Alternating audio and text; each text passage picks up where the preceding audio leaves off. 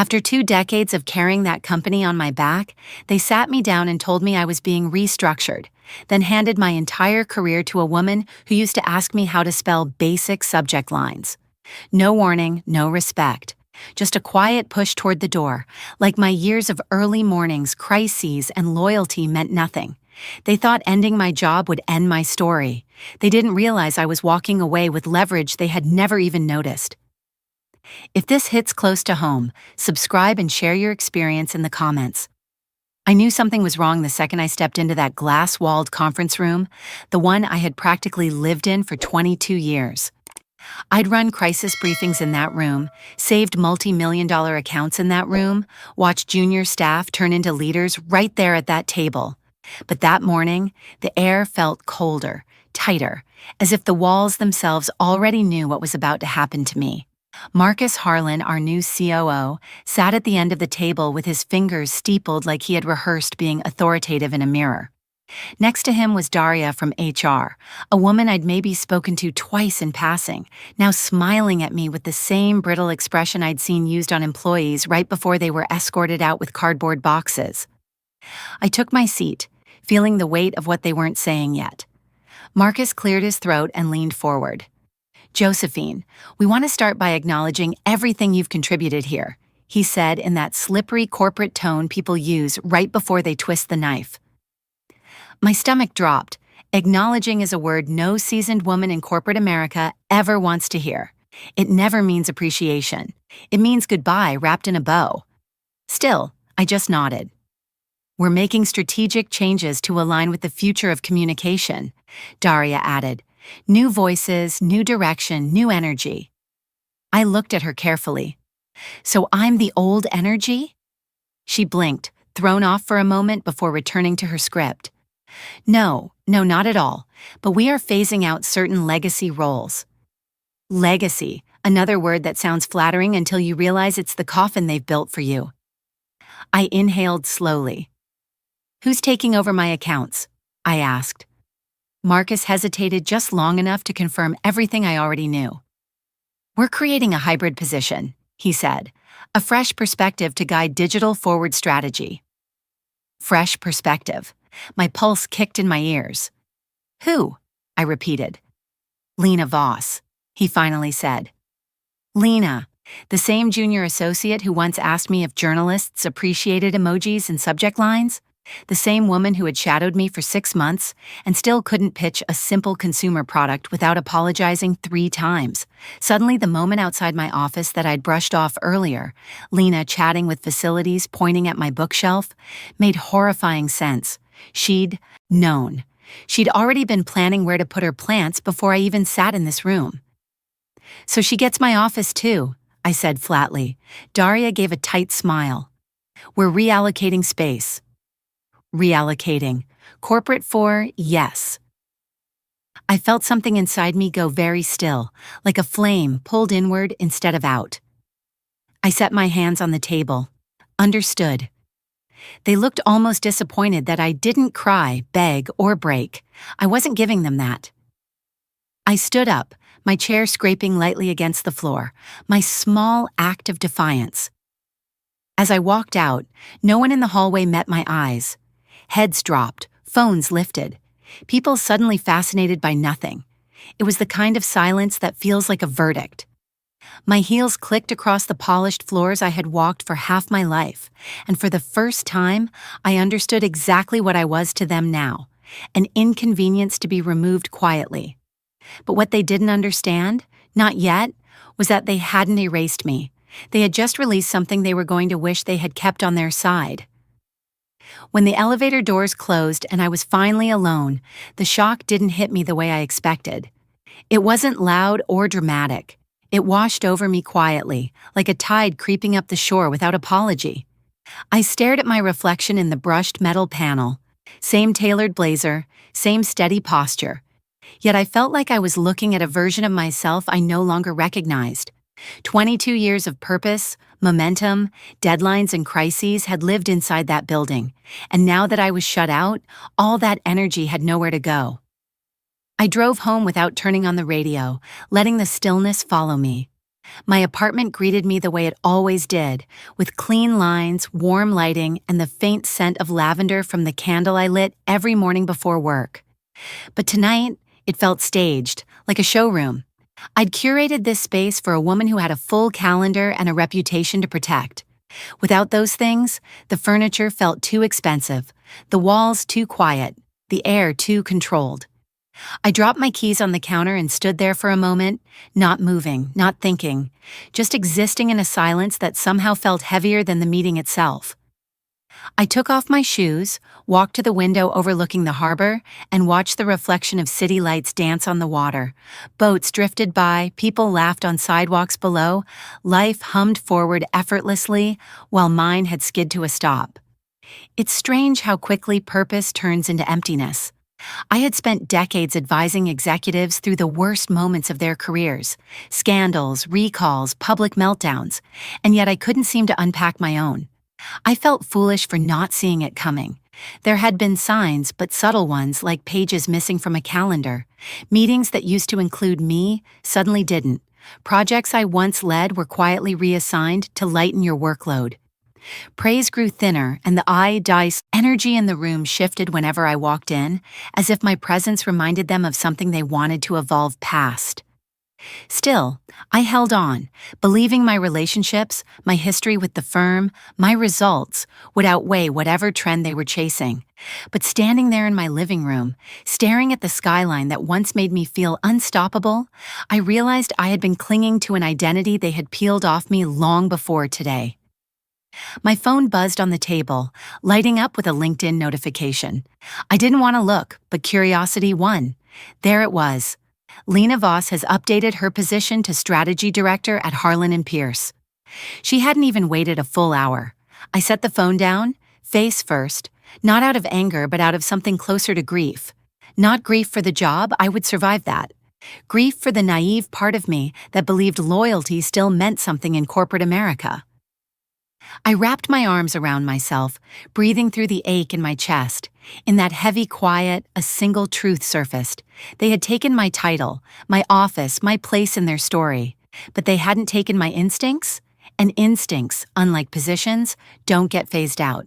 I woke up the next morning with the kind of heaviness that settles in your bones, the kind that makes getting out of bed feel like a negotiation with yourself. I wasn't ready to face the world, not yet, so I stayed under the covers staring at the ceiling, letting the quiet stretch out around me. Then my phone buzzed, once, then again, then again. I ignored it at first, assuming it was some automated HR email or the company sending me exit paperwork. But the buzzing didn't stop. It kept going, relentless, until it sounded less like inconvenience and more like urgency. I finally reached over and grabbed it. The first notification froze me mid-breath. Marisol Reyna, please tell me the rumor isn't true. Call me. Marisol, CEO of Delva Health Media, a woman whose crisis I'd handled so flawlessly in 2019 that she once joked she'd name her next product after me. Before I could process it, another text came in, then another, and then a voicemail. 8 messages in under 10 minutes. I sat up slowly, heart beating hard now, and pressed play on the first voicemail. Josephine, it's Fabian. I need to know what the hell happened. They told me you transitioned out. What does that even mean? Call me back immediately. Fabian Knox had a reputation for being unshakable, a calm, methodical founder who treated brand strategy like a chess game. I'd never heard him sound panicked. I swallowed hard, opened my text messages, and saw a flood from clients I'd built relationships with for years. Where did you go? Why weren't we told?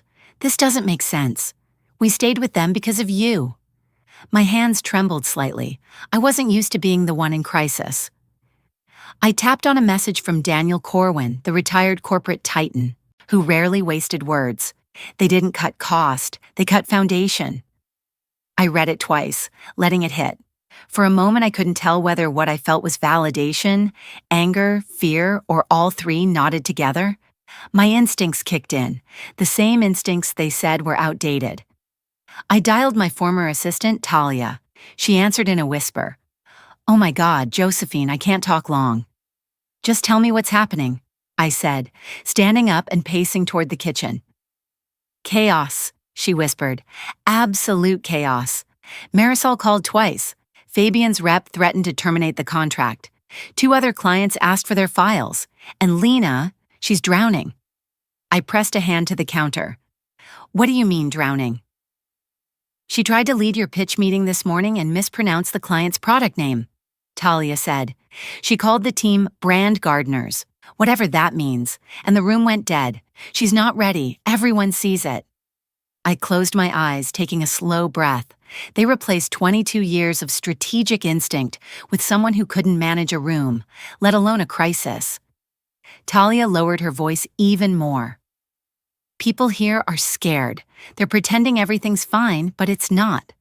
This was a huge mistake, and they know it. A tiny, unexpected laugh slipped out of me, not because it was funny, but because it was surreal. Josephine, she whispered, they messed up big. I thanked her and hung up, my mind spinning with everything she'd confirmed. My phone buzzed again, this time an email. Subject line, what happened? It was from a founder whose brand I'd resurrected after they nearly went bankrupt during a product recall. The man had cried in his office the day we fixed his PR disaster, and now he was sending me an email like a friend asking about a betrayal. I stared at all these messages piling up like evidence, and for the first time since the firing, I felt something shift inside me. Not anger, not bitterness, something clearer. They thought phasing me out was a cost-saving decision. They thought replacing me with someone younger would make them look modern. They thought loyalty was optional, expendable, replaceable. What they never understood, what they never even bothered to consider, was that clients don't stay for the firm. Clients stay for the person who answers their call at midnight. I had been that person, and without me, the cracks they tried so hard to hide were splitting wide open. I stood at my kitchen window, phone buzzing nonstop beside me, and whispered to myself, they didn't just fire me, they started a chain reaction. And somewhere deep down, beneath the hurt, something that had been dormant for years finally woke up. By the second morning, I had planned to take the day slow, make coffee, sit by the window, maybe even allow myself to feel everything I'd been shoving down. But life had other ideas. At 8:12 a.m., as I was brushing my hair into a loose knot, my phone lit up with an email from an address I didn't recognize. Subject line, we should talk. The sender, Simone Daly. I blinked. Simone wasn't just any recruiter. She was the name people whispered about in high-level circles, the woman who placed executives into roles that defined industries. I opened the email. It was short, confident, and strangely warm. I heard what happened. You won't be on the market long. Coffee today? Beneath it was a time, a location, and no question mark, just certainty. I stared at the screen for a long moment. I didn't feel ready to be marketed. I didn't feel polished or energized or strategic. I felt bruised, but something inside nudged me. Maybe instinct, maybe pride, maybe the faint memory of who I used to be before corporate politics wore me down. I replied with a simple, I'll be there. The cafe Simone chose was one of those minimalist boutique spots in Beacon Hill where the cups looked like art pieces and the servers moved like trained dancers. She was already seated when I walked in. Sleek coat, sharp eyes, posture of someone who never needed to introduce herself twice. She stood, shook my hand firmly and said, You look better than I expected. Expected me to be shattered? I said. She grinned. Most people would be. We sat, and in the span of a blink, she spread a napkin on the table and began writing names. Firms, agencies, global strategy houses. Names big enough to make any seasoned strategist take notice. These called me after hearing you left, she said matter-of-factly. Some called before I called them. I frowned. They know already? News travels fast when someone like you gets pushed out. I waited for the sting that usually followed phrases like that, but for once, it didn't come. Instead, Simone sipped her tea and said, You're not obsolete, Josephine. You're unclaimed. I laughed under my breath. Unclaimed? You built a brand inside Harlan Pierce that people assumed was the brand. They didn't just lose you. They lost the confidence your presence created. I stared at her, processing that. I hadn't felt like an asset in years. I had felt used, stretched thin, and quietly sidelined. But hearing someone say it, plain, unemotional, factual, it shifted something in me. There's one firm that didn't hesitate, Simone continued. Didn't ask about your salary, your expectations, nothing. They said, whatever she wants, give her the meeting. She slid the napkin toward me. A single name circled in ink, Beckmore Strategim. Old money reputation, discreet, loyal clients, a place where integrity wasn't a slogan. It was baked into their DNA. They want to talk to you today, Simone said. I didn't respond immediately. I stared out the window at the quiet street, at passersby going about lives untouched by corporate betrayal. When I finally turned back to her, my voice felt steadier than it had in days. Why me? Simone didn't hesitate. Because you're the rare kind of leader who holds a room without trying. They want someone who can build, not just maintain. The word build hit me deep, heavy, electrifying.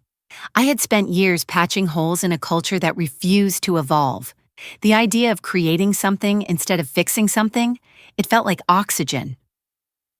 By the time we finished talking, the bruised part of me felt smaller, and the part that remembered its own worth felt louder. I walked out of that cafe knowing something I hadn't known in years. Losing my job wasn't the ending. It was the opening move. The meeting with Beckmore Strategim took place later that same afternoon in their golden glass tower overlooking Boston Harbor. I walked into their lobby expecting to feel intimidated, out of place, maybe even desperate. Instead, something surprising settled over me, a sense of alignment, like I was stepping into a space that had been waiting for me. Miriam Klein, the managing partner, met me herself. She didn't shake my hand like a formality. She held it like she already knew I mattered. I followed your work for years, she said as she guided me into a sunlit meeting room. But what impressed me most was how your clients reacted yesterday. I felt heat in my cheeks, not embarrassment, but the unfamiliar sensation of being genuinely valued. We talked for nearly 2 hours.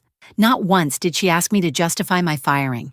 Not once did she prod about my age, my adaptability, or whether I could fit into a modern workflow, the way Markus had implied without saying. Instead, she asked me where I believed the communications industry was heading, what I would build if no one restricted me, how I defined leadership when no one was watching. And slowly, the future I had buried under years of political damage control began resurfacing. By the time the meeting ended, she leaned forward, hands folded, and said, "We're not looking to rescue you, Josephine. We want to build around you." Those words stayed with me long after I stepped back into the chilly afternoon air. Build around you. I didn't sleep that night, not because of anxiety, because of possibility. The next morning, I woke with a clarity that felt almost physical. I realized I didn't just want a new job. I wanted control of the narrative, of mine, and of the firm that had tossed me aside like outdated software. I wanted to reclaim the foundation I built and reshape it into something stronger than the hollow shell it had become. So when Miriam and I met again at the same cafe, I brought a folder labeled only with 2 initials, HP. I slid it across the table. She raised an eyebrow. Should I be concerned? I gave a small smile. Not concerned, interested. She opened it and skimmed the first page. Her eyebrows lifted higher. You want to acquire Harlan Pierce? We can't fix something rotting from the inside, I replied. But from the outside, we can rebuild it and do it right. She tapped the edge of the folder, thinking. I continued.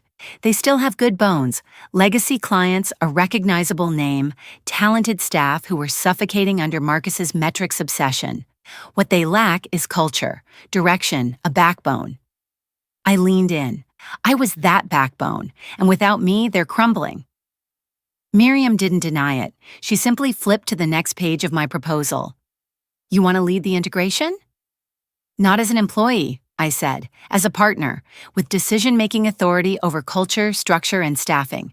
No shadow board, no legacy veto, full control. She let out a low breath, measuring my resolve. What's your real motive, Josephine? I didn't sugarcoat it. At first I wanted revenge, I won't pretend otherwise. Her eyes sharpened, and now, I said, I want reform. They don't deserve to collapse, but they don't deserve to stay the same either. I want to rebuild the firm I believed in 20 years ago, with honesty, not buzzwords. We sat in silence for a moment that felt like a hinge shifting. Finally, Miriam closed the folder. Okay, she said, let's draft it. And just like that, the plan began. Quietly, intentionally, powerfully, Beckmore's legal team initiated the earliest moves. No press releases, no rumors, no noise. Just the slow tightening of a net around a firm that had no idea its former legacy role was now engineering its future. It wasn't revenge, not anymore. It was reclamation, and I was finally writing the narrative myself. 2 weeks later, when the notice for an all-staff strategic alignment briefing went out at Harlan Pierce, I knew exactly what Markus was trying to do. He wanted to steady the ship, pretend everything was under control, reassure the staff that leadership had a plan. But what he didn't know, what no one inside that building knew, was that the plan wasn't his anymore. It was mine. I arrived 5 minutes late on purpose. Timing is power, and I wanted every single person in that room to feel the shift the moment I stepped inside. Their conference space looked exactly as I remembered it. Glass walls, chrome chairs, a whiteboard filled with buzzwords meant to distract from the truth. But the atmosphere was different now. Frantic, uncertain, brittle. People whispered in tight clusters. Phones were face down but unlocked. The air itself felt like it was holding its breath. Then I walked in. The room went silent so completely it almost hummed. Conversations died mid-sentence. Pens froze in mid-air. Even the clicking of keyboards stopped. Markus stood at the front, in the middle of some half-formed sentence about emerging pathways for client retention. He blinked when he saw me. His voice cracked slightly. Ah, Josephine, glad you could join us. We're just discussing— I'm not here to join, I said, setting my bag down. Let's clear that up now. A ripple moved through the room, soft but unmistakable. People shifted forward in their chairs, sensing something seismic approaching. Daria from HR was standing at the side of the room, clutching a binder like it was a flotation device. I didn't look at her. I looked directly at the people who mattered, the staff. Before this meeting continues, I said, my voice steady, you all deserve to hear the truth. Markus straightened, forcing a smile that didn't reach his eyes. Josephine, I'm not sure now is the best time for— Beckmore Strategim has acquired Harlan Pierce, I said calmly. The reaction was immediate. Gasps, heads snapping toward each other. A few people instinctively reached for their phones. One junior staffer's mouth fell open completely. That's not accurate, Markus sputtered. We are entering a collaborative— You were acquired, I corrected, turning slightly toward him. The paperwork was finalized this morning. Daria took a step forward as if she might interrupt, but then she saw my expression and stepped back again. I turned to the staff. I know you've all heard the rumors about clients pulling out, about deliverables falling apart, about leadership scrambling to pretend things weren't breaking. You weren't wrong. The room remained frozen. No whispers now, just the weight of confirmation. I wasn't pushed out because I lost value, I continued slowly. I was pushed out because my value made people uncomfortable. You can't quantify relationships in a spreadsheet, so they decided I no longer counted. My words weren't sharp. They were steady, controlled. The truth doesn't need theatrics. Markus swallowed hard, color flooding his cheeks. His tie suddenly looked too tight. This is inappropriate, he snapped. This meeting has a structure. It does now, I said, facing him fully. Effective immediately, you are relieved of your role as COO. The collective inhale that followed felt like a physical force. People looked around in disbelief, some with shock, others with something closer to relief. Even those who had tried to stay loyal to him knew the truth. Things had been deteriorating for weeks. He opened his mouth, but nothing came out. For once he had no script, no buzzwords, no shield, just the consequence of his own choices. And then, from near the back of the room, someone started clapping. Soft at first, then stronger. I didn't turn around to see who it was. I already knew. Talia, my former assistant. Her hands came together with the kind of certainty only someone who has seen the decay from the inside can have. Others joined in, hesitant at first, then louder. Louder, until the entire room was clapping, not for revenge, but for relief, hope, alignment. I lifted a hand and the room quieted. I didn't come back to celebrate the past, I said. I came back to rebuild what should have never been lost. Trust, stability, integrity. This isn't my victory, it's our reset. People nodded slowly, absorbing the words like oxygen after weeks underwater. Markus gathered his papers with shaking hands and walked out without looking back. No one stopped him. No one thanked him. The door clicked shut, a quiet, definitive ending. I looked around the room at the faces, some familiar, some new, all watching me with something I hadn't seen in that building in years. Belief. This, I said, is the beginning. And for the first time since they fired me, the ground beneath my feet felt steady again. 6 months later, I stood in the lobby of the firm that once tossed me aside like a dated brochure, and for the first time in years, the place felt alive. Not polished, not curated. Alive. The chatter wasn't forced anymore. People weren't whispering behind glass walls or watching their words like every sentence might be used against them. Instead, teams stood openly around whiteboards, trading ideas without fear, laughing, debating, disagreeing out loud, something that had been unthinkable under Markus's rule. I walked slowly across the floor, coffee in hand, taking in the small but unmistakable signs of transformation. A junior designer guiding a nervous intern through her first assignment, a strategist asking a receptionist for input on a pitch headline, a project manager calling out mistakes in a meeting without being punished for honesty. Culture doesn't change with a memo. It changes with moments like these. Beckmore's integration plan became the backbone of every shift. New hiring channels, mentorship hours, leadership rotations, cross-team collaboration. But the most important change wasn't structural. It was atmospheric. People felt seen again, valued, safe to contribute without fearing they'd be undercut for it. And clients noticed. Marisol returned within weeks, demanding I personally oversee her new launch strategy. Fabian followed shortly after. 3 legacy accounts reinstated their contracts on the condition that my team remained in charge. One client even told me, "I'm not buying service anymore. I'm buying philosophy." That one stayed with me, because for the first time in a very long time, I had a philosophy worth protecting.